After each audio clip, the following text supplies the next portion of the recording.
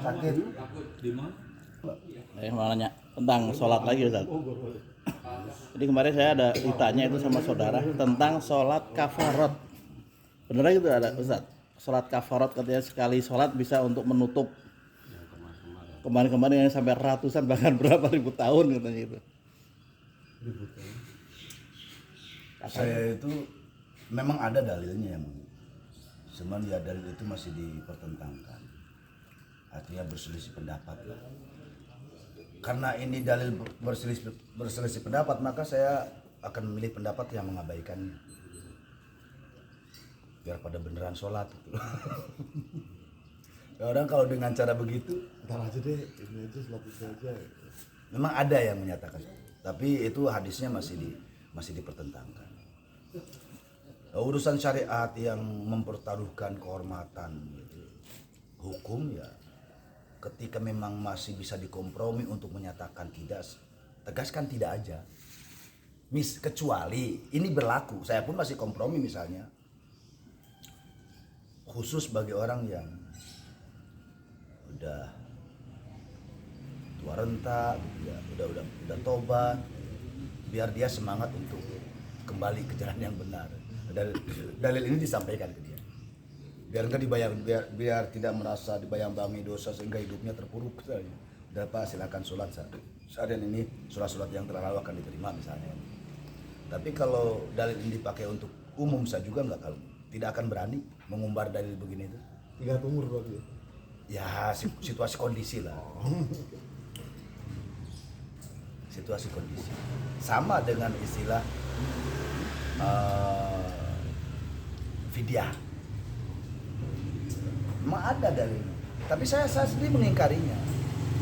Dalam artian mengingkari itu bukan mengharapkan, tidak. Untuk menegaskan prinsip syariat agar orang tidak main-main dengan hukum. Fidyah kan bisa ditebus dengan sekian tahun misalnya, sekian kintal. Dan orang kaya mengabaikan syariat, kalau mereka punya duit. Ya, Kesannya kayak bisa dibeli. ya. Kesannya. Kesannya kayak syariat. Meski misalnya itu benar, tapi ya kayak saya misalnya punya tanggung jawab moral untuk menyampaikan ilmu. Ya bukan masalah pilih-pilih sih.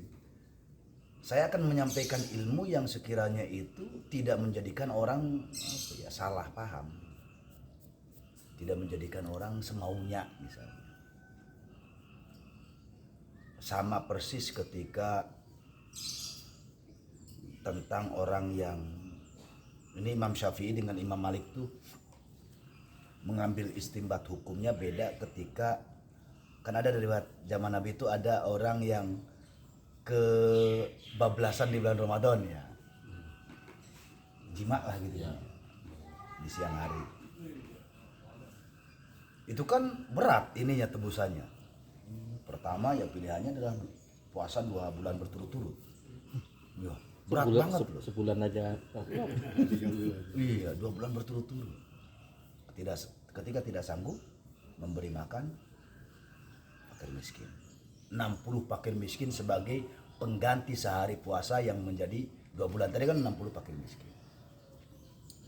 Nah, ini menjadi polemik di sini. Ketika jatuhnya ke Imam Syafi'i itu tetap menjadi 2 pilihan. Pilihan utama tetap ditegaskan 2 bulan. Coba 2 bulan. Nanti setelah Ramadan 2 bulan. Kalau ternyata nggak kuat ya udah. Alternatifnya ya diganti dengan memberi makan fakir miskin. Kalau Imam Malik tidak. Imam Malik menyatakan wajib yang 2 bulan itu. Gitu. Kalau Imam Syafi'i masih memberikan kelonggaran misalnya. Dicoba dulu 2 bulan, kalau nggak sanggup ya udah. Kata Imam Malik enggak. Wajib 2 bulan. Dikuat-kuatin. Karena zaman itu bisa ada kasus bagi orang kaya memilih tidak mau puasa tapi bayar. Lah kan orang kaya menang dong. Iya. Mohon maaf ya, ini kan kita wilayah hukum yang nanti sampai kaitannya dengan materi. Kalau kemudian yang menjadi tolak ukur tebusan dengan materi terbebas dari dosa, enak banget orang kaya ya. sering-sering aja melanggar timbang ngasih. Ini misalnya kalau logik, toh terbebas dari dosa, lah orang belangsak. Udah belangsak suruh puasa. Ini istihadnya Imam Madzhab itu beda-beda. Imam Hanafi itu memberikan pembolehan, terserah mau yang mana. Memberikan kebebasan, terserah. Ya kita tidak bisa, itu istihad para ulama yang memang hadisnya ada. Cuman ketika saya harus menyampaikan ke umat, ya harus punya misi juga. Ketika saya misalnya menyampaikan di hadapan orang-orang kaya, saya tidak mungkin dengan kelenturan hukum tadi. Bapak wajib menebusnya dengan 2 bulan. Puasa aja dulu sekuat-kuatnya. Kalau langsung dipilih Pak, pilih 2 bulan puasa betul atau nebus dengan memberi makan fakir miskin, pasti dipilih yang kedua. Orang punya kok. Mereka mau melanggar berapa kali ke orang kaya gitu. Artinya satu sisi bukan kita semata memperjuangkan hukum, tapi juga memperjuangkan moral, etik dasmu. Lagi viral ya. Lagi viral. Jadi dalam syariat itu juga ada etika yang perlu dijunjung. Banyak loh, dalam syariat itu banyak etika-etika yang tidak bisa kita abaikan. Ya misalnya sholat. Ya kan syariatnya mah yang penting aurat tertutup. Ya udah pakai sarung doang. Kan sah. Cuman kagak enak pendilihatnya. Telanjang dada gitu ya. Kayak ngapain gitu ya? Iya. Ya sah sih pakai sarung doang kan ya diikat segini. Yang penting ketutup. Ya secara syariat sah, cuman ada di situ nggak ada nilai etika. Kehormatan syariat itu yang manakala diiringi dengan etika yang baik. Ya tadi dengan pakaian yang rapi, tertutup. Walaupun tadi yang penting aurat segini pakai sarung doang nih misalnya nih. Ini kita telanjang dada, yang penting tertutup. Ya sah kok secara hukum. Tapi etikanya nggak ada. Itu lagi sholat tuh ngapain ya? Ya etikanya nggak ada gitu. Iya, mau dipraktekin. pakai oblong. Jadi Tadi kira wah ada lagi. Jadi terkadang di dalam syariat itu banyak etika-etika yang tersembunyi yang memang harus dipertahankan. Misalnya Nabi kurang apa ketika menyatakan keimanan. Tidaklah sempurna iman seseorang ketika dia memasak sampai aromanya tercium oleh tetangga, lalu dia tidak berbagi. Itu kan masalah etika loh. Iya. Padahal kalau bicara hak, loh masakan-masakan gua, itu ya. Kalau bicara hak ya, apa urusannya sama dia? Gara-gara angin itu kan. Ya angin kan tidak berKTP. Apa bedanya? Jadi dalam nilai keimanan sekalipun ya tadi kesempurnaannya itu karena diiringi oleh etika.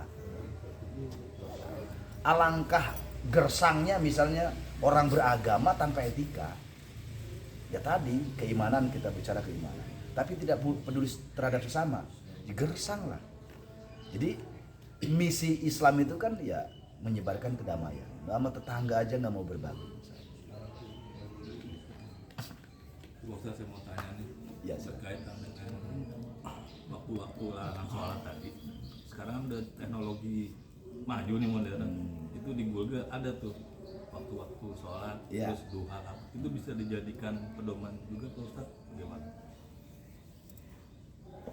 Kebenaran itu bisa menjadi mutlak manakala kebenaran itu sudah masyhur dan diakui bersama.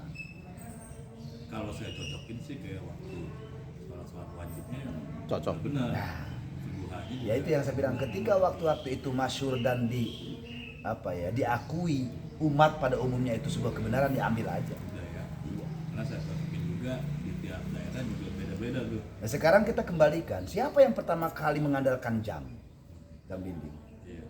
Ya kesepakatan umat. Kan dulu nggak ada jam. Jadi nggak perlu lagi ukur ombak Matahari. Misalnya itu. Oh dulu ada jam matahari itu. Tancap depan Mas. Jam matahari tuh. Saya masih ingat di kampung tuh ya, kiai saya itu, beliau itu mungkin saking menjaga tradisi fikih masa lalu lah. Syariat awal pertama kan matahari zaman dulu. Itu kiai saya itu di pekarangannya membangun kayak semacam tugu lah ya, tugu ya sedadak lah. Ini misalnya nih tugu nih ya, kan misalnya timur barat gitu ya. Ini beliau itu paku benang. Kan kelihatan. Si paku ini kan benang. Ya kan kelihatan kemana matahari bayangan kelihatan. Kalau ini kan tombak, ini mah enggak, dia tuh paku. Ini benang. Kan kelihatan. Kalau mendung, Ya itu masalahnya. Saya ingin bahas itu dari tadi. Sekarang kebanyakan hukum fikih itu korelasinya berkaitan dengan waktu sholat itu matahari. Kasihan banget yang di kutub utara, kutub selatan nggak pernah lihat matahari. Sholatnya gimana? Kan Ada yang- patokannya matahari zaman itu. Ada siang terus, ada malam terus. Ini kalau hujan mulu kan, Iya. hujan mulu kan. Makanya semua fikih di dalam 4 madhab patokan waktu sholat itu matahari. Lah kemudian nggak mungkin dong. Misalnya saya bawa kitab-kitab fikih ke kutub utara gitu.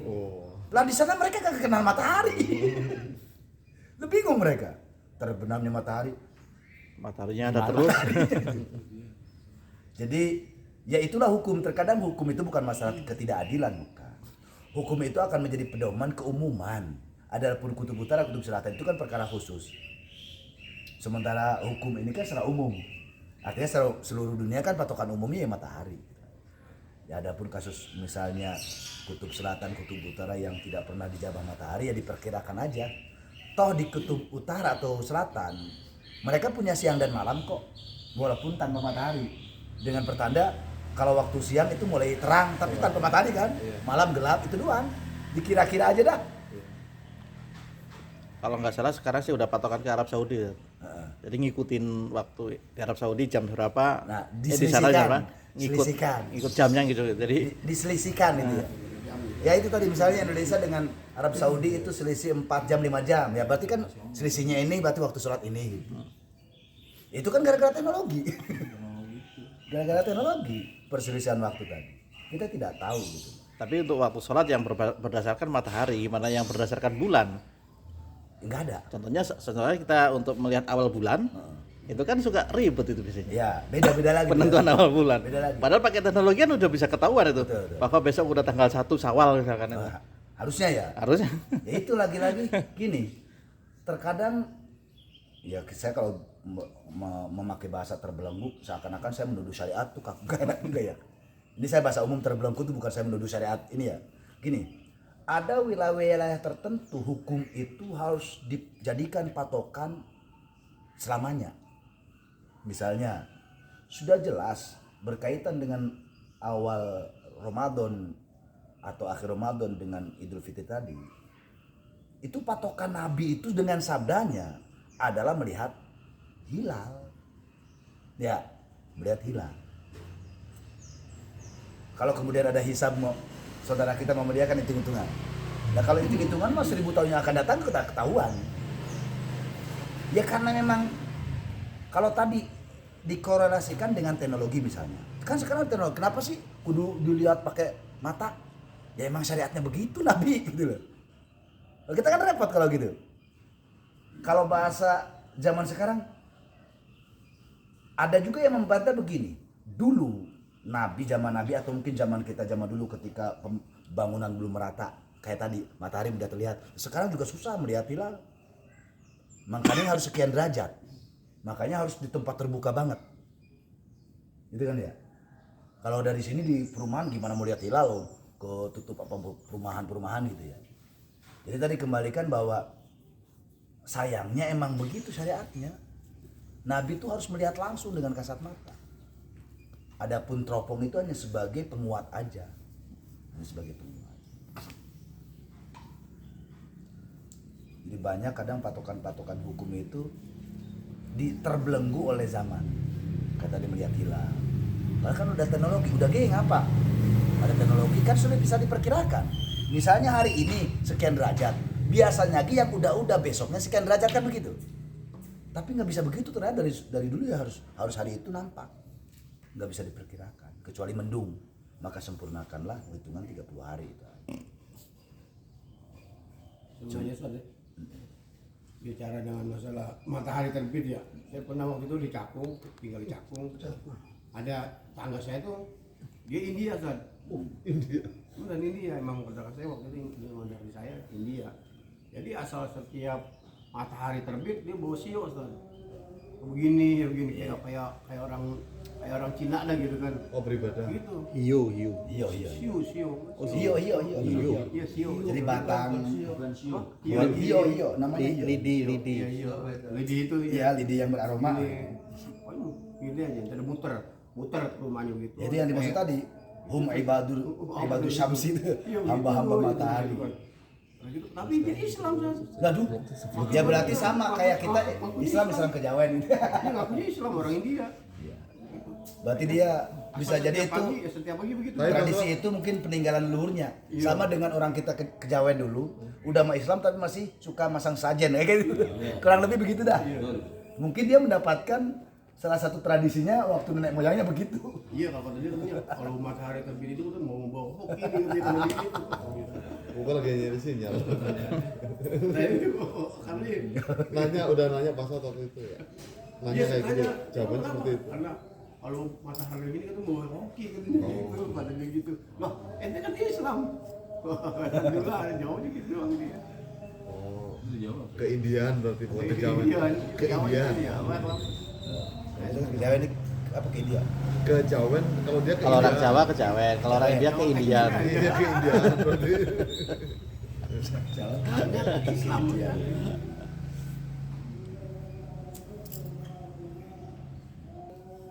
Kita boleh berkompromi dengan adat budaya selama itu tidak menyelisih.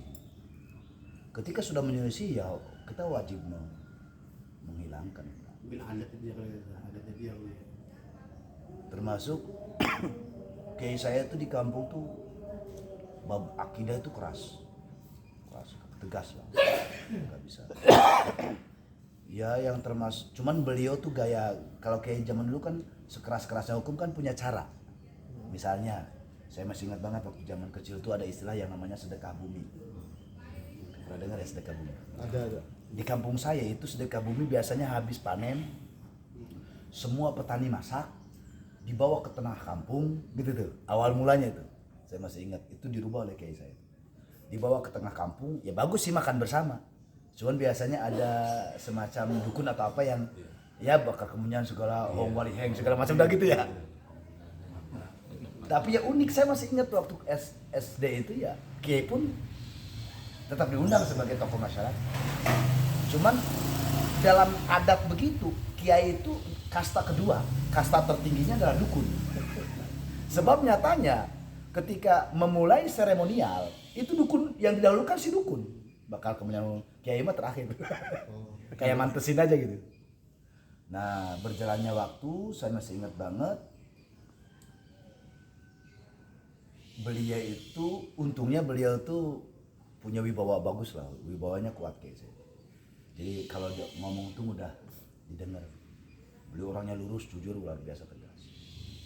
Beliau tuh ngomong ke para tokoh masyarakat, gimana kalau misalnya acara begini tuh diadakan di masjid, gitu tuh kata Kiai itu. Cerita awalnya tuh, biar lebih berkah, gitu kata Kiai itu. Kata Kiai, biar lebih berkah. Dan usulan begitu, ya karena mungkin beliau menyampaikannya dengan bahasa santun, para sesepuh itu menerima, rakyat pun ketika dengar kayak biar berkah, oh tambah senang kan, biar berkah gitu. Bawa. Akhirnya apa yang terjadi? Si dukun kan tahu diri, masa elok bawa bakar kemenyan di masjid, kagak jadi. Iya. Di luar masjid jangan. Ya kagak.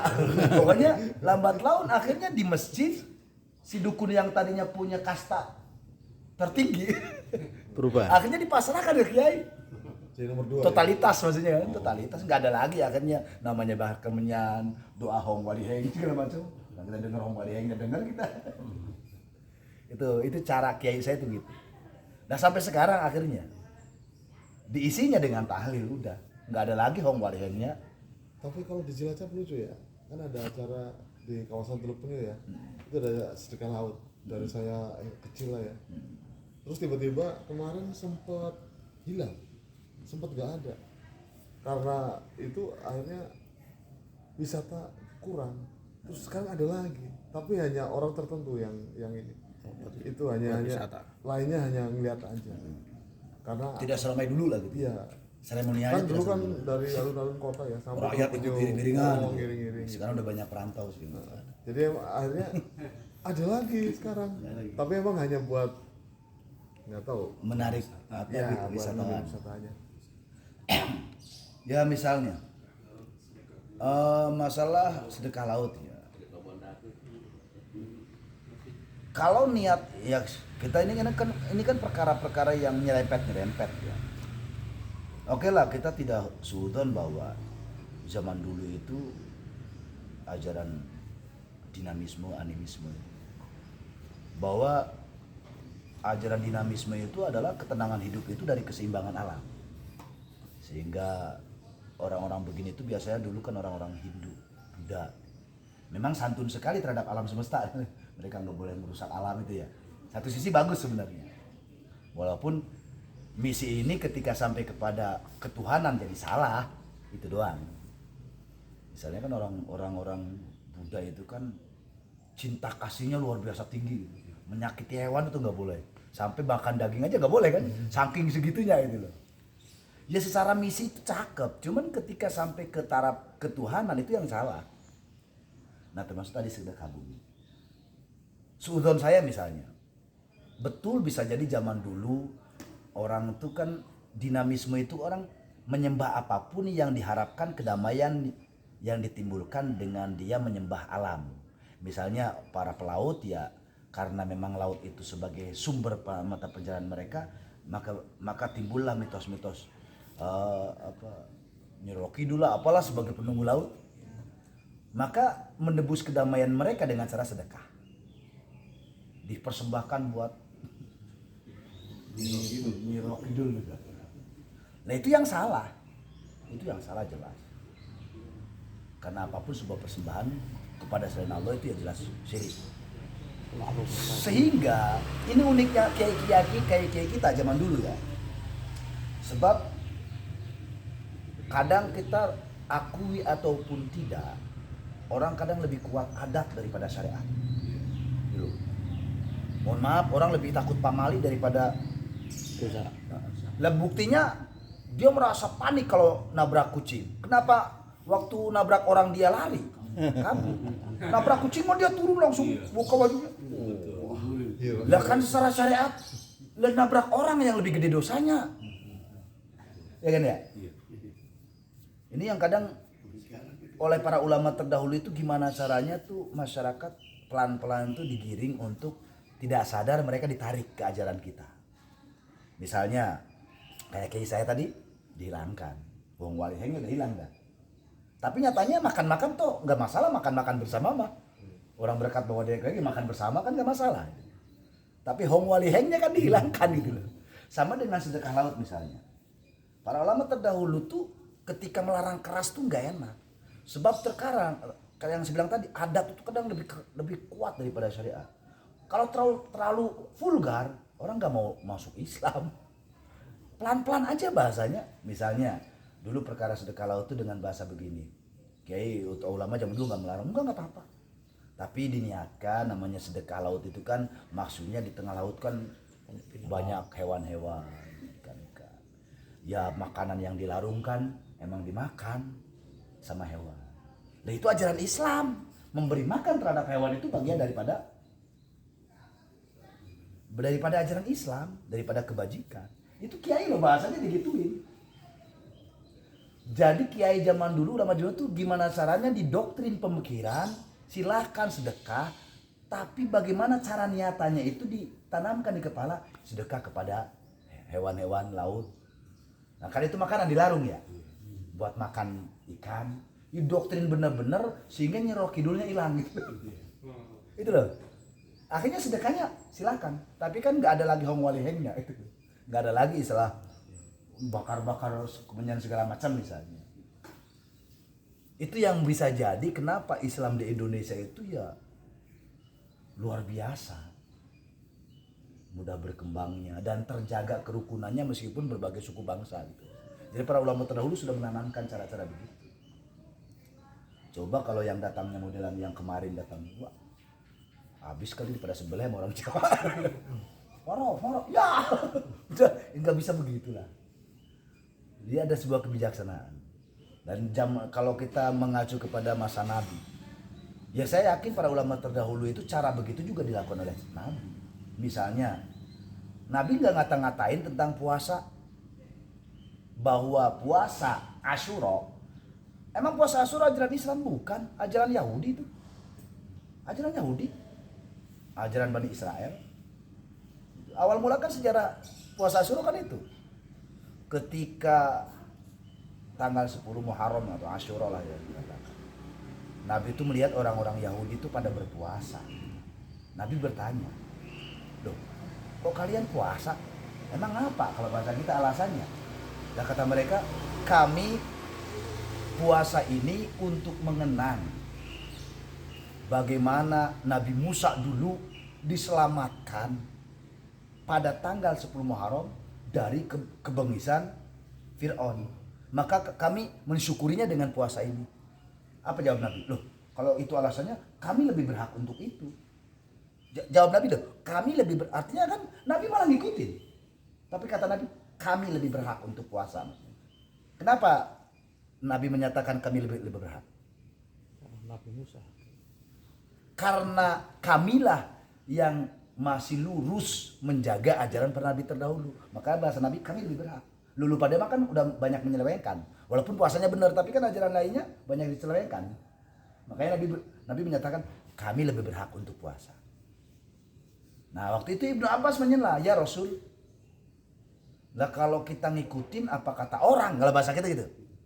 Kan katanya man tashabbaha biqaumin fahuwa minhum, gitu ya. Ini bahasa udah zaman Nabi udah biasa gitu.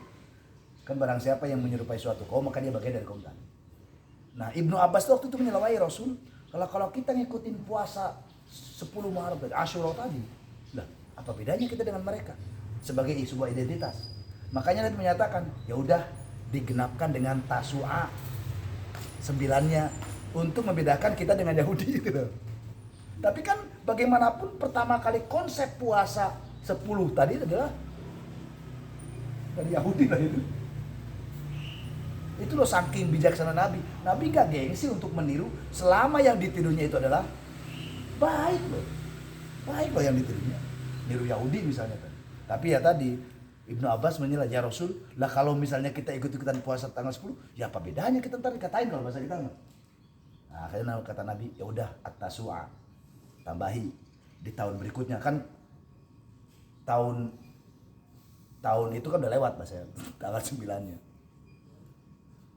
Udah tahun berikutnya tanggal 9-nya untuk membedakan antara kita dengan mereka. Artinya konsep-konsep persamaan itu tidak masalah selama tidak melanggar prinsip hukum. Makanya itu para ulama terdahulu tuh masalah ngumpul-ngumpul makan-makan. Loh, makan-makan bersama itu kan ada nilai saling sedekah. Yang saya tahu persis nih kalau di kampung makan-makan itu bersama kalau ada sedekah apa gitu. Itu kan saling bawa berkat. Nah itu kan berkat kita dimakan berkat orang dimakan kita. Berarti kan saling menghadiahi, saling bersedekah. Ya bukankah itu anjuran Islam? Walaupun caranya beda itu mah, nama cara mah terserah. Yang penting nilainya ada di situ, nilai keislaman. Itu loh bijaksananya para ulama dahulu tuh begitu. Termasuk kayak tahlilan ya. Ya termasuk tahlilan tadi. Memberi hadiah juga. Iya. Tahlilan itu kan bahasanya apapun yang disedekahkan oleh ahli waris, maksudnya keluarga mayit, itu dihadiahkan pahalanya sampai. Cuma disebut di apa kalau bahasa dikemaslah dengan istilah tahlilan tadi. Ya loh kita datang-datang makan-makan gak ada terima kasihnya. Bu ya mau doain lah sebagai timbal baliknya. Ya bisa aja misalnya nggak usah tahlilan, kita diundang makan-makan. Si tuan rumah itu niat menyampaikan pahala makan-makan tadi buat ahli mayit, ya sampai. Cuman kita yang diundang masa kagak tahu diri. Udah kasih makan-makan kagak ngedoain kan kasarnya gitu. Terlalu gitu. Tahu diri lah, ada timbal baliknya. Iya, berarti itu enggak termasuk yang menyamakan apa tadi yang menyamakan dengan Meratap. Iya, gitu. Orang lain yang meratap biasanya ada meratap. Ngomong kata meratap itu kan ada tangisan, ada kata-kata penyesalan. Meratap itu ada ekspresi tangisan atau ekspresi kata-kata yang menunjukkan ratapan. Ini mah enggak. Itu mah bahasa itu mah rekayasa saudara kita sebelah aja. Gak ada ratapan kok dalam tahlil. Gak ada. Toh menangisi jenazah, Nabi tidak larang. Nabi ketika putra kandung Nabi yang namanya Ibrahim wafat, beliau nangis. Ini yang perlu diluruskan loh ya. Ada memang hadis Nabi yang Nabi melarang meratap, menangisi. Kata tangisan di sini ada ratapan. Ratapan yang dimaksud oleh Nabi yang terlarang tadi ngundat itu apa ya? Ungkit-ungkit. Mungkit atas ketidakterimaan takdir kematian itu. Jadi jangan disalahpahami, ntar nggak boleh jenazah ditangisi nanti jenazah disiksa. Nggak ada hubungannya kali. Nabi ketika putranya Ibrahim wafat Nabi juga nangis. Artinya tangis yang normal itu sebagai sebuah kehilangan wajar. Yang nggak boleh itu ratapan, apalagi sampai berlebihan jambak atau saking pokoknya stres lah, guling-guling apa gimana. Jadi ekspresi ratapan itu sebuah ekspresi yang tidak terima atas takdir kematian. Nah kalau nangis mah manusiawi lah. Ya boleh, Nabi aja nangis kok ketika putranya wafat. Jadi kita harus tahu betul kedudukan hadis yang dimaksud terlarang tangisan itu yang model gimana. Loh, kalau terlarang mutlak Nabi nangis. Pas lagi sholat tuh, apalagi anak itu Allah kamu padahal itu orang tua kita sedang pergi gimana kan? Ya kalau tangisan normal, tidak dinangis-nangis. Iya, mau lagi ya nggak sholat apa-apa. lagi gitu. Soalnya Musuhnya. sahabat Abu Bakar itu selalu nolak kalau diminta untuk jadi imam. Nabi kan kalau lagi sakit kan Nabi itu maunya mintanya digantiin oleh Abu Bakar. Abu Bakar nggak mau.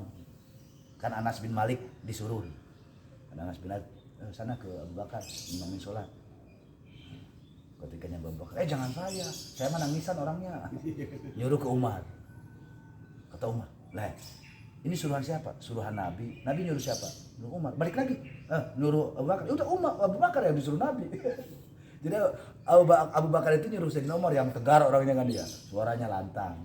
Tapi ketika Anas bin Malik yang suruhan Nabi tadi disuruh lagi oleh Sayyidina Abu Bakar yang nggak mau, suruh ke sahabat Umar, kata Umar, dah kenapa nyuruh saya? Diminta oleh Abu Bakar. Lah sebelumnya yang minta siapa? Kanjeng Nabi. Ya udah balik lagi sana, kata Sayyidina Umar. Nabi yang menyuruh Abu Bakar. Akhirnya Abu Bakar mau juga. Abu Bakar itu nangisan. Tapi nangis murni karena menghayati, bukan nangis lebay ditangis-tangisin, kagak lah. Ya kalau ditangis-tangisin ya nggak boleh, malah aku jatuhnya nggak boleh. Kalau nangis alami karena menghayati, ya luar biasa kalau bisa. Tapi kalau didramatisir ya nggak boleh. Sholatku didramatisir, nangis alami. Nah kenapa misalnya orang Arab itu ketika sholat bisa nangis? Lah mereka membaca Quran tahu maknanya, kita kagak tahu kan nangis. Ayat tentang surga nangis. misalnya gitu ya. Tangis bahagia. Lah kan orang tahu tangis bahagia, ngelesnya pintar. Padahal kata Kanjeng Nabi, ketika Sayyidina Abu Bakar itu pernah ketika sholatku tentang surga, beliau itu tumben gak nangis kata sahabat. Orang yang dibaca ayat tentang surga. Tangis bahagia. Kan lagi cerita surga ya, tangis bahagia. Ini mah ngeles aja. Kan tentang surga jadi tangis bahagia apa? Berarti ntar nyari suratnya nyari surat yang tentang surga aja dah. Biar nggak nangis Biar pun nggak nangis. enak gitu ya.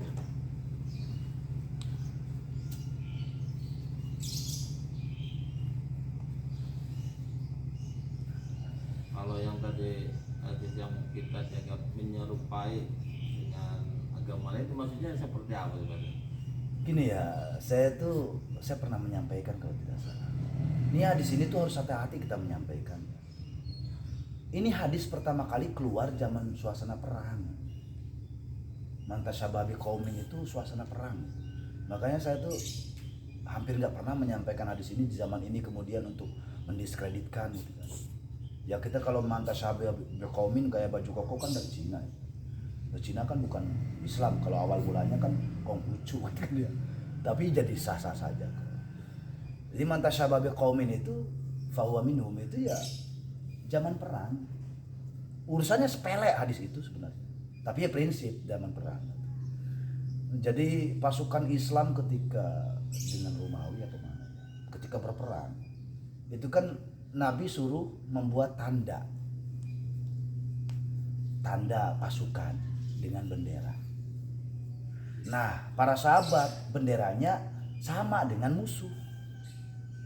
Kata Nabi, loh, bendera itu kan sebagai tanda satu pasukan. Lah kalau benderanya sama musuh, entar disangkanya kita musuh. Lah emang sekarang ini logikanya nih. Ini kan ketika perang dalam riwayat Sirah Nabawi itu kan perang dari berbagai penjuru datang. Sekian ribu. Emang kenal para sahabat satu sama lain? Kagak. Orang datang ketika mau perang nih, para sahabat datang dari berbagai penjuru. Tahu-tahu ngumpul lah misalnya nih. Emang kenal satu sama lain? Lah kagak. Mending kalau kenal mah orang ribuan. Dan benderanya sama musuh. Udah kata pasukan, no. Dan sangkanya musuh nih, akhirnya dibantai.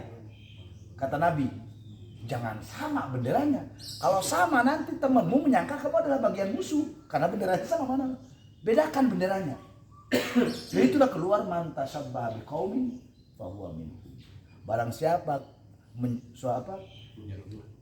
menyerupai suatu kaum, maka dia bagian dari kaum tadi. Itu dalam suasana perang.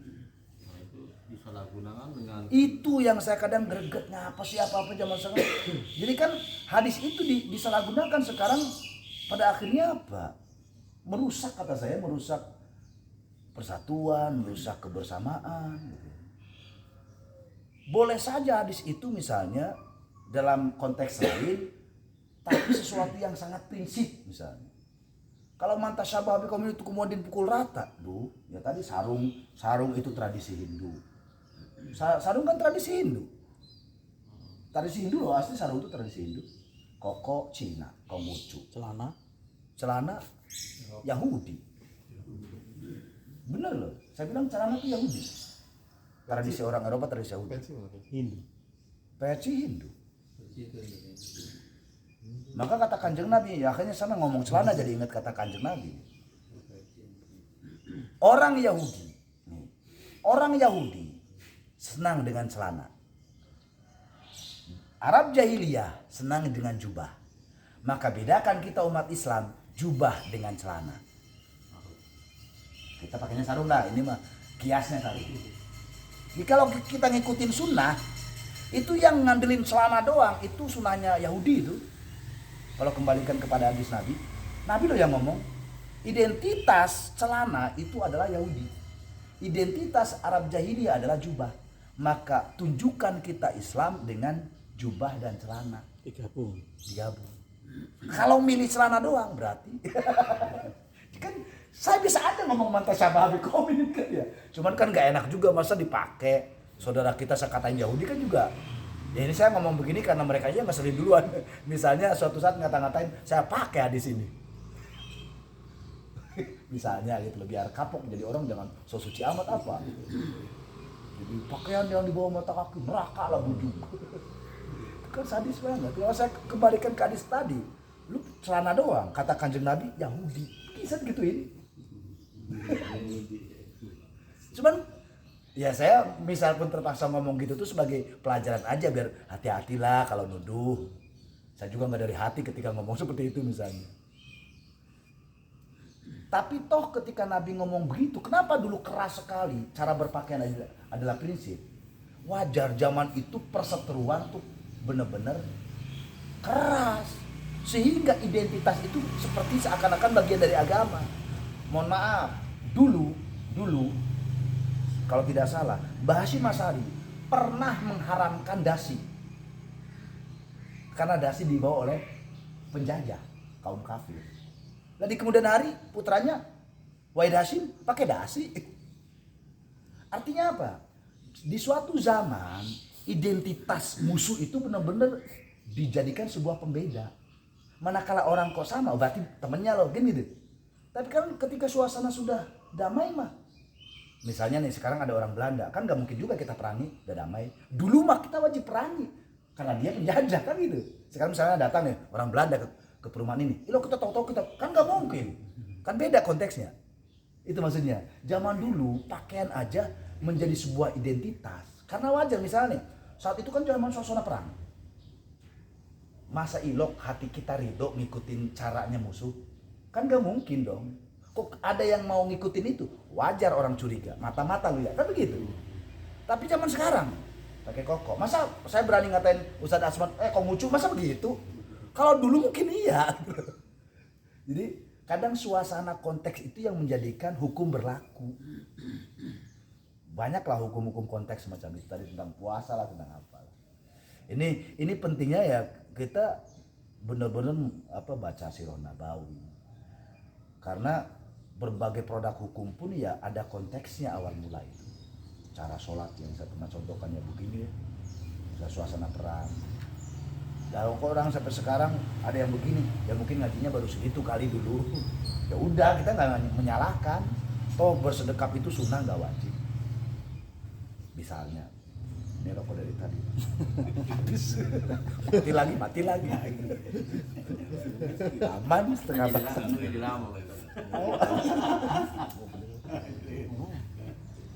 Termasuk menggunakan tasbih ya bos saja. Kan Ya. orang Hindu kan juga mohon maaf. Iya. Kalau kembalikan kepada kebiasaan, ini orang Hindu, Buddha itu tasbih. Makanya ya saudara-saudara kita lagi-lagi ya selalu dicari persamaan terhadap lawan agama. Kayak tahlilan, kata tradisi Hindu atau Buddha. Mana ada orang Hindu Buddha tahlilan? Tahlil kan artinya la ilaha illallah. Caranya mungkin maksudnya. Ya biarin masalah cara apa. Waktunya mungkin 7 hari, 10 Mungkin. hari itu. Tapi kan nggak ada. Nyatanya di tradisi Hindu Buddha nggak ada kok hitungan itu. Malah saya temukan di dalam riwayat Imam Ahmad bin Hambal ada. Di zaman tabi'in itu pernah kejadian ini. Itu hanya sebuah inisiatif doang. Sehari, 2 hari, 3 hari sampai ke 7. Itu inisiatif pribadi. Kok digantungkan ke Buddha Hindu? Gak ada di sejarah Buddha Hindu tuh memperingati sehari, 2 hari, 3 hari sampai 7. Gak ada tuh. Gak tahu kok bisa-bisanya nyamain gitu. Ya kalaupun tuh sama emang masalah gitu loh. Itu tadi pun mantas wawiyah itu. Mesti misalnya sama, emang masalah. Saya bertanya, kalaupun tuh sama emang masalah gitu. Yang masalah kan konteksnya. Kayak tadi cara berpakaian. Wah, Udah mau bubar nih. sebelum bubar Assalamualaikum. Waalaikumsalam warahmatullahi Oh, jadi bis nih bang pulang. Sehat-sehat, barakallah.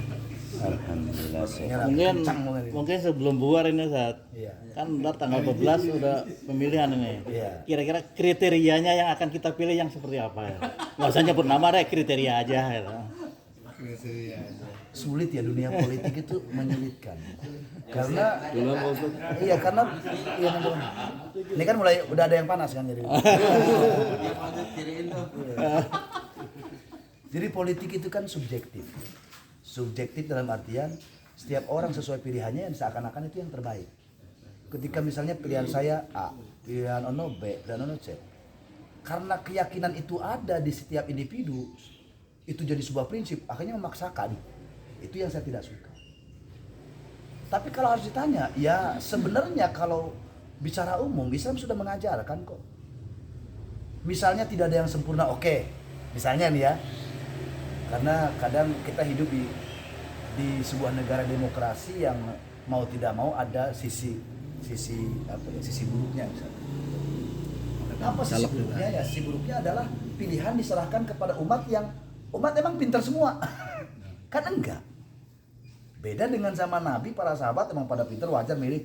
Jadi yang dipilih itu 4 sahabat benar-benar cakep banget semuanya. Nah sekarang mohon maaf. Orang gila juga milih. Mohon maaf misalnya, saya tidak menyebutkan nama, tapi mungkin ntar nyampe ya. Itu kan daya hayal masing-masing yang nyampe nanti. Kan saya sebenarnya malas ngomong begini sebenarnya. Jadi gini, kan Islam sudah memberikan kriteria. Kriteria itu apa kepemimpinan? Sudah dicontohkan oleh pribadi Nabi. 4 ini. Sidik, tabligh, amanah, fatonah. Itu harus ada tuh. Sidik berarti jujur. Tabligh berarti dia tidak boleh menyembunyikan kebenaran. Harus menegakkan hukum. Tidak boleh menyimpan kebohongan, ya harus. kemudian apa? Amanah berarti dia tidak boleh mengkhianati janji, harus menepati janji. Fatona itu beda dengan alamah ya. Fatona itu bermakna cerdik, bukan pintar ya. Cerdik dengan pintar beda. Kenapa Nabi dapat julukan Fatona bukan alamah? Fatona itu cerdik. Kenapa? Lo Nabi nggak bisa baca tulis. Fatona itu kecerdasan emosional. Makanya orang tua kita dulu tidak sekolah, mungkin juga nggak bisa baca itu, tapi cerdas gitu. Mudah membaca situasi kondisi dan bagaimana cara mengatasi. Itu cerdas berarti. Fatona. Nah, kemudian kalau 4 kriteria ini kok susah banget ya? Sebab kalau kita mau jujur, ya masing-masing pasti akan membela calonnya dong. Tapi kalau harus benar-benar murni 4 kriteria, semuanya nggak masuk. Kalau saya harus tegas gitu misalnya. Tiga calon ini, misalnya saya tidak menyebutkan nama ya, tapi harus bicara hukum tegas kembali kepada syariat. 3-3-nya nggak masuk. Sebab 3-3-nya pernah berdusta kok. Ya kita harus, kalau saya harus bicara umum ya, 3-3-nya pernah berdusta kok. 3 artinya berdusta berarti ya tidak amanah kok. Nah, lalu bagaimana kalau ternyata nggak nyampe? Nah, hukum di sini hadir. Syadud dzara'i. Bagaimana caranya? Andai pun kriteria yang sulit ini nggak nyampe, minimal yang paling kecil mudorotnya. Nah itu. Sebab kalau ini kan udah susah udah. Minimal itu. Ketika sudah ini kriteria syariat susah, minimal nih yang paling kecil madorotnya. Nah ini kan nanti multitafsir sesuai kepentingan pembelanya. Sebab bagi pembela bagi pendukungnya akan mengunggulkan kebaikannya, menyembunyikan aibnya. Bagi lawannya Mencari ya, jeleknya. itu dah namanya. Ya sudahlah. Pada akhirnya kata saya kembalikan ke hati nurani.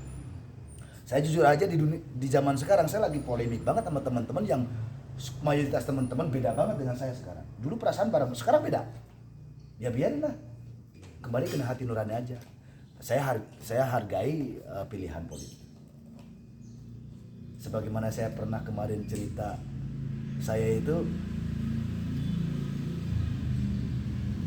dididik oleh kiai saya dengan prinsip kebenaran. Saya tidak ingin hanya momentum 5 tahunan misalnya timbang 1 juta, 2 juta, gede-gedenya 10 juta kali.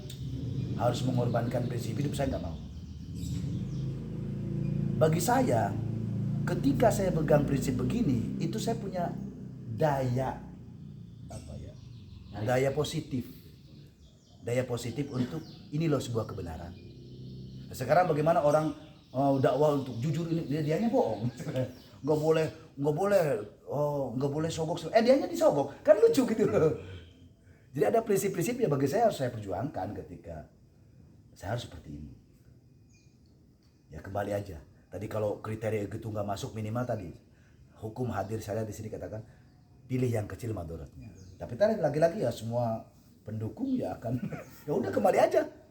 Inilah sulitnya sistem demokrasi di antara kelemahan demokrasi itu apa?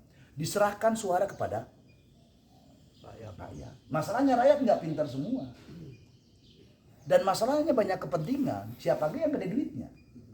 Jadi, apalagi rakyatnya lagi dalam keadaan lapar, beras mahal. Masih 100.000. Ya lumayan dah beli sekian liter kan begitu.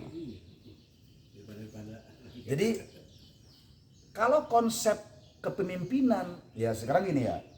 Emang sih kalau bicara khilafah itu dalam Islam tidak ada konsep baku, tidak ada konsep baku.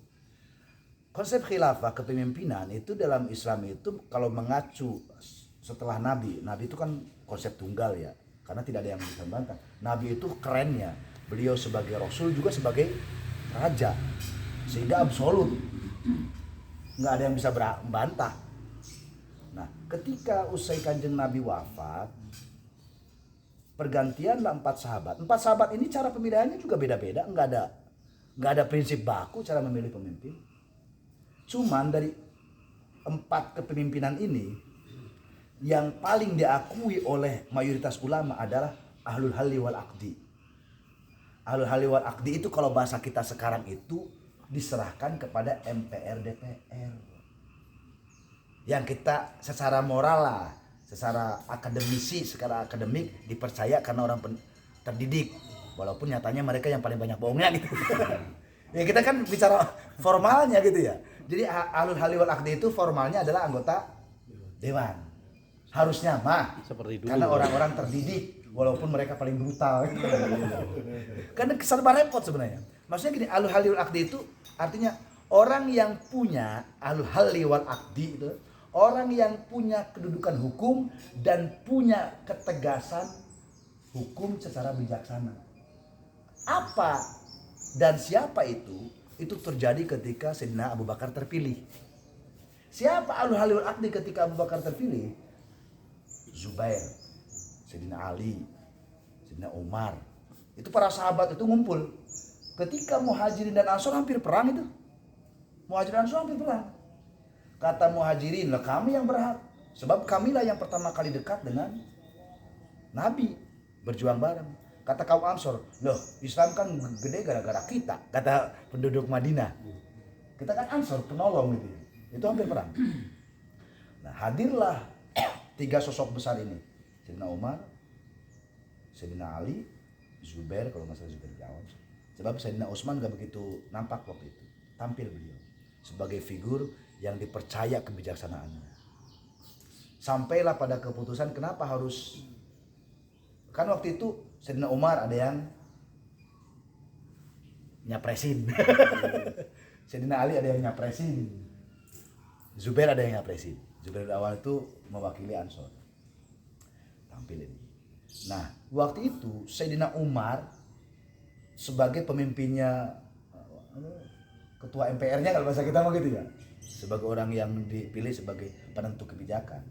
Karena alasan beliau tuh yang paling masuk akal kenapa harus Sayyidina Abu Bakar. Nabi itu kenapa sih kata Sayyidina Umar? Hal yang paling prinsip Abu Bakar layak menggantikan kanjeng Nabi adalah sholat itu hal yang paling prinsip di dalam syariat. Dan kepemimpinan sholat adalah imam itu juga paling prinsip di dalam syariat. Dan Nabi ketika sakit tidak mau mewakilkan kepemimpinan sholat kecuali kepada Abu Bakar. Itu sebagai tanda beliau paling layak. Itu logikanya Sayyidina Umar.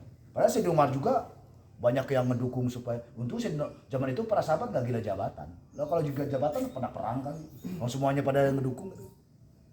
Sehingga berbagai alasan itulah kemudian jadi. Jadi di ahlul halli wal aqdi itu menentukan pemimpin diserahkan kepada ahlinya, orang-orang pintar, orang-orang terdidik. Dewan Suro lah. Dewan Suro, kalau Dewan Suro itu istilah bagi organisasi. Dewan Suro mungkin, tapi organisasi beda. Nah kalau di kita itu sebenarnya DPR MPR harusnya mah sebagai orang-orang terdidik. Kan dulu sempat kepemimpinan itu dikembalikan ke DPR MPR. Artinya apa? Kan DPR MPR kan wakil rakyat. Mereka adalah orang-orang yang dianggap pintar, yang mewadahi aspirasi rakyat.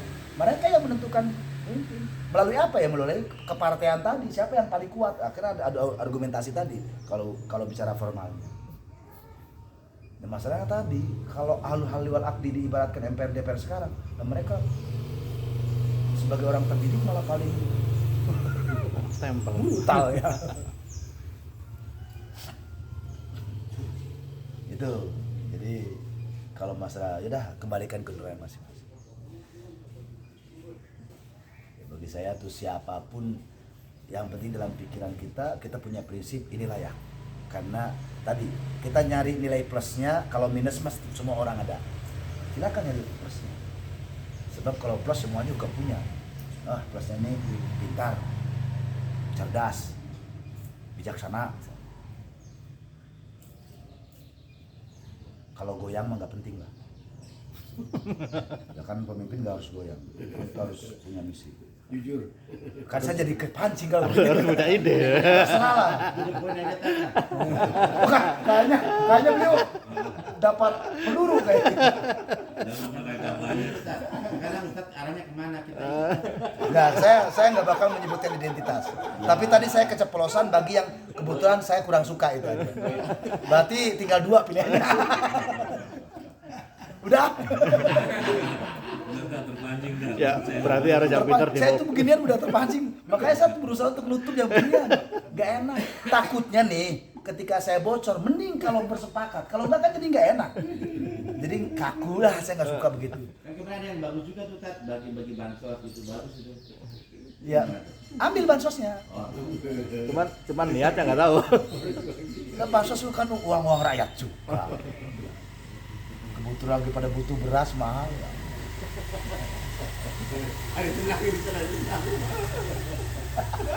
Hari tenang malah begini nih. Ini nih provokator. Jujur saya baru ini ngomong politik. Saya sekalinya ngomong politik dihajar lagi. Udah. Takut ada satelit.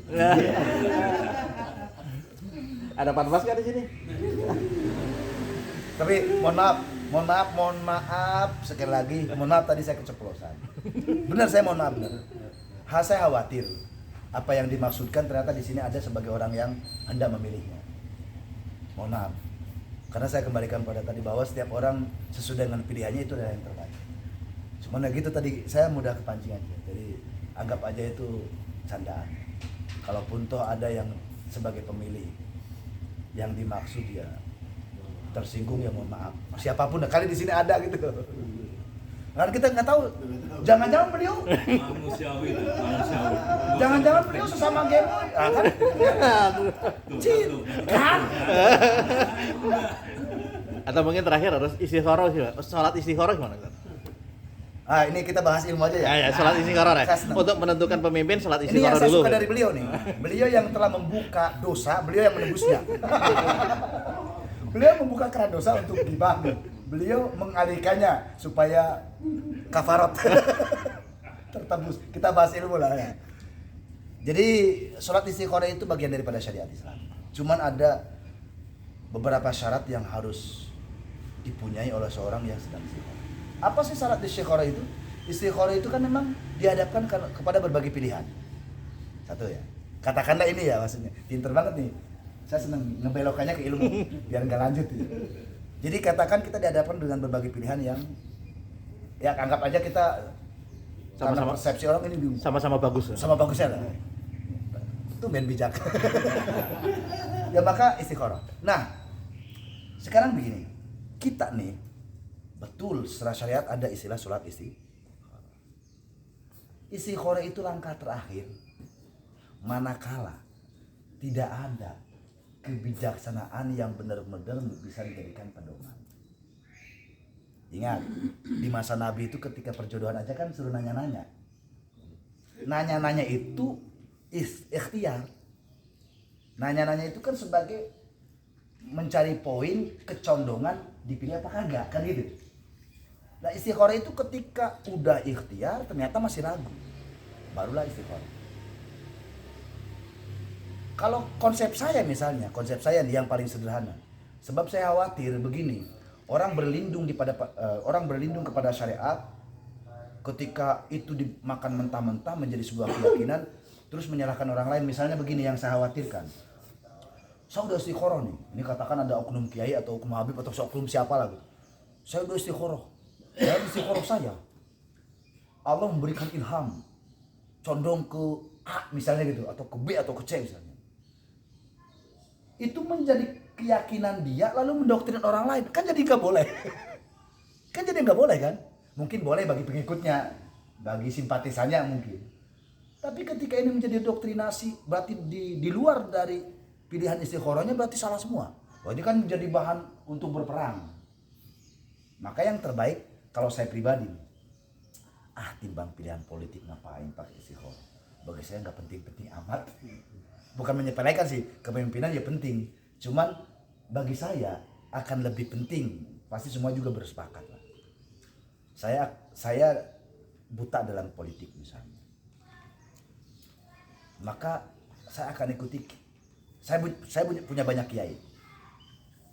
Yang repot kebetulan sekian banyak kiai kayaknya beda-beda pilihannya. Kan repot Pak. Itu Pak.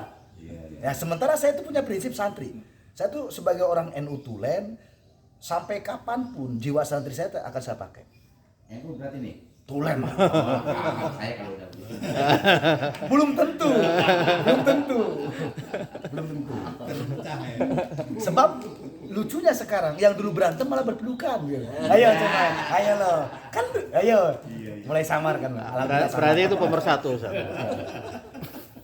Nah, ketika kiai kok beda-beda. Tanya kepada Nurani. Ada kiai, saya punya beberapa kiai itu sebagai rujukan. Semua kiai pasti alim. Cuman para kiai pasti punya kapasitas tersendiri. Ya alim dalam fikih, dalam tafsir, tapi di antara kiai tadi kebijaksanaan paling kuat di dalam politik mana nih bijaksananya? Ya itu yang menjadi pedoman. Ya cukup alim tapi polos politik mah juga banyak kayak dibodohin kan gitu. Ya kan ya? Karena polos. Ya artinya saya jiwa santri misalnya di antara kiai, batin saya ketika menghadapi berbagai perkara biasanya condong sama kiai ini. Ya udah lihat aja. Walaupun kalau nanya mungkin sungkan atau nanya informasi ke santrinya yang baru atau mungkin langsung tanya kepada beliau. Mana kiai? Kalau boleh tahu tanya aja. Jenengan milih mana? Pasti ya. Misalnya beliau tahu pasti bisa membaca pribadi santrinya. Sebagai pengikut misalnya, beliau biasanya nyebut saya ke Anu misalnya. Ya saya ikuti. Tadi kan banyak. Yang hati saya kecil ke beliau satu-satu kok. Kebetulan kan banyak kiai kan. Saya punya kiai pesantren di 1, 2, ada 4 pesantren yang saya perdalam ilmunya. Nah kebetulan saya sendiri jujur aja 4 kiai ini partainya beda-beda Pak. Kebetulannya. Nah bedanya akhlak santri itu kan otomatis dari 4 ini misalnya saya nih, ada salah satunya sama dengan saya partainya. Saya tidak mungkin mengumbar pilihan saya ke partai saya misalnya di hadapan kiai saya yang kebetulan beda. Oh itu bagi seorang santri itu tabu. Sama aja nyakitin guru. Ya cukup diam aja lah. Cukup diam. Karena kiai juga manusia biasa, punya ketersinggungan. Takutnya kan dianggap durhaka. Dan masalahnya kalau sebuah pilihan politik ketika tidak sama dianggap sebuah kedurhakaan, ya kiai 4 beda semua loh. Gimana berarti saya jadi durhaka kuadrat? Kan nggak mungkin. Jadi pada akhirnya semua punya nurani untuk memilih. Bukan hanura Pak ya.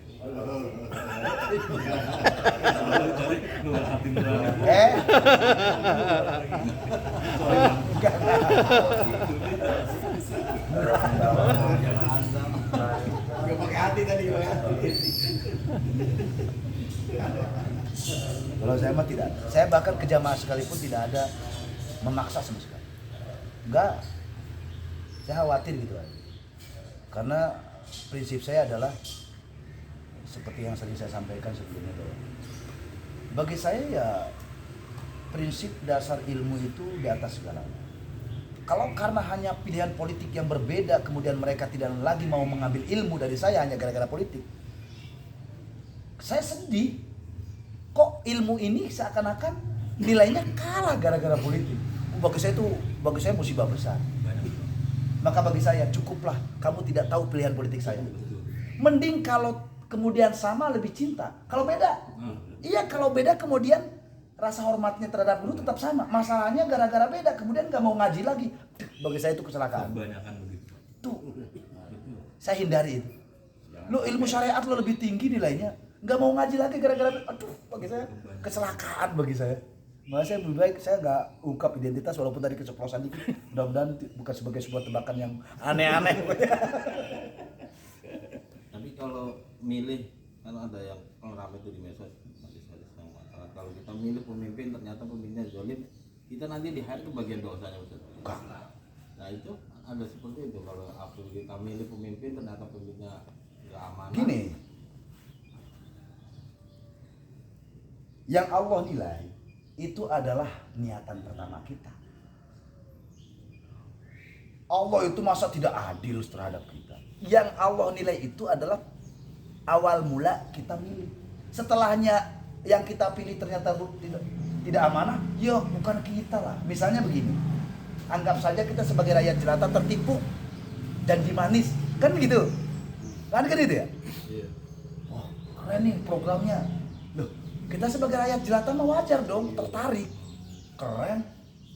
Kan kita menilai positif. Saya memilih dia berdasarkan amanah. Dalam pandangan pertama kita ketika memilih itu kan benar.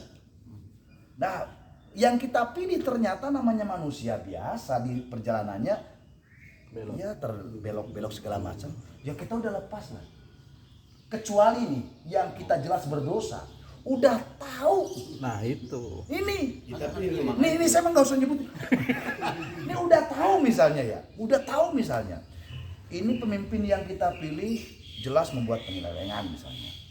Jelas, ya artinya kriterianya jelas salah. Hati kita pun menyatakan begitu. Gara-gara beras sekarung. Kita nyoblos.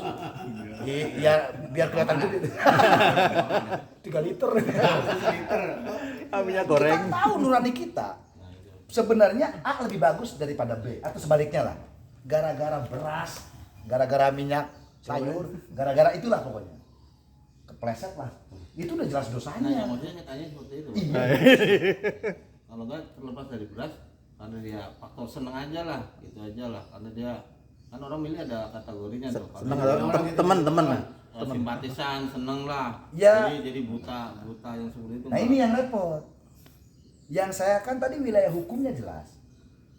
Yang saya khawatirkan adalah saya juga tidak bisa menghukumi misalnya ini kan tiga pasien kan semua punya simpatisan lah. Ya bisa jadi simpatisan yang kita maksud dalam tanda kutip tadi tidak masuk kriteria, mungkin bagi dia masuk karena punya nilai lebih di satu sisi misalnya. Masa lo kita salahin? Misalnya nih si A ini misalnya ini masalahnya pikir dia kan dia itu tugas apalagi dulu aja nih. Pokoknya cakep lah pokoknya ya. Teman-teman begini dengan harapan beliau punya ketegasan sikap nanti itu selama waktu dia nyoblos pikirannya lurus tidak masalah. Yang masalah adalah mengingkari nurani itu aja. Itu kan ya Bukan hati nurani rakyat ya. mengingkari nurani itu aja. Yang maksud seperti itu. Bahwa dia itu salah tapi kita ya tadi tetap memilih yang. Tapi kata-kata ini jangan kemudian menjadi senjata karena subjektif ya. Udah tahu pilihan kamu kan salah, nggak boleh begitu. Karena di mata dia bisa jadi itu kelebihannya. Ya bisa aja ketika kita sudah menuduh itu, dia pun akan mengungkit aib pilihan kita. Karena saya bilang tadi, rasa-rasanya untuk kriteria ini tiga-tiganya nggak ada kalau kesempurnaan. Makanya pilihan terakhir hukum itu adalah syadzaroi. Minimal yang paling kecil madorotnya kan itu. Ya intinya cukup sebagai keyakinan kita tanpa menjadikan tuduhan. Udah tahu kan pilihan kamu tuh gini loh. Dia punya kriteria sehingga condong ke pilihannya. Ketika kita memaksakan itu, dia bisa saja membalikan loh. Yang kamu pilih juga kan, akhirnya ungkit aib kan. Akhirnya kalau tidak bijaksana perang, kan ya, ya udah. Kalau menilai postur tubuhnya gitu. Nah, wah. Dalam Islam tidak ada istilah postur tubuh ya, mohon maaf ya. Ini kayaknya nih rambutnya putih dia bikin raja. Bisa kali gitu ya? Ya, itu kan doktrinasi sang ayah bisa. Sang ayah yang dah.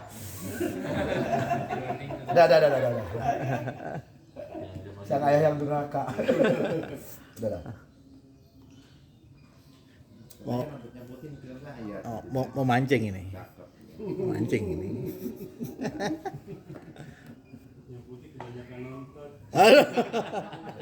Gitu tuh. Ada kan begitu kan? Ya.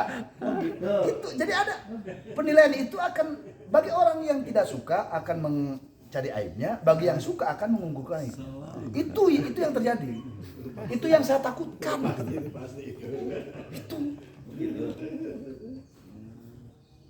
Itu tadi dosa kepancing udah nggak enak.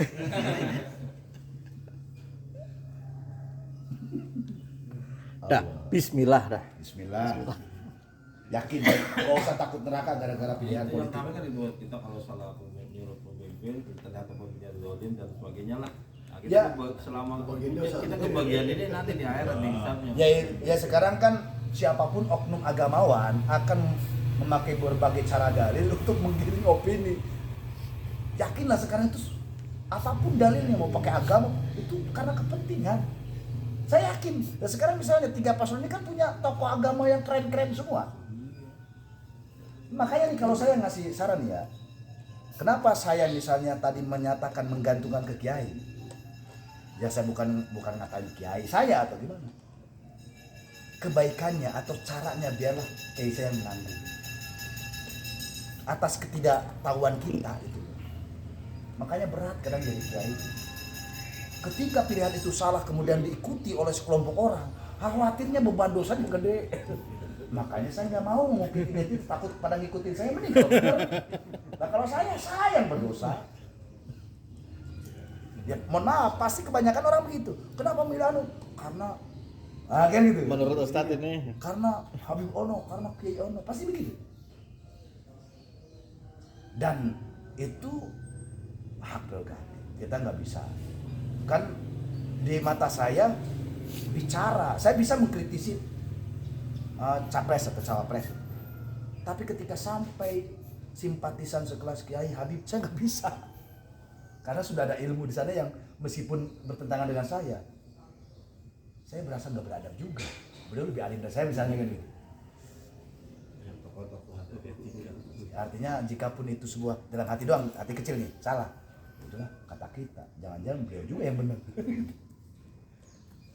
Malam bisa ya Allah, udah jam berapa ini saya mah absen lagi ini.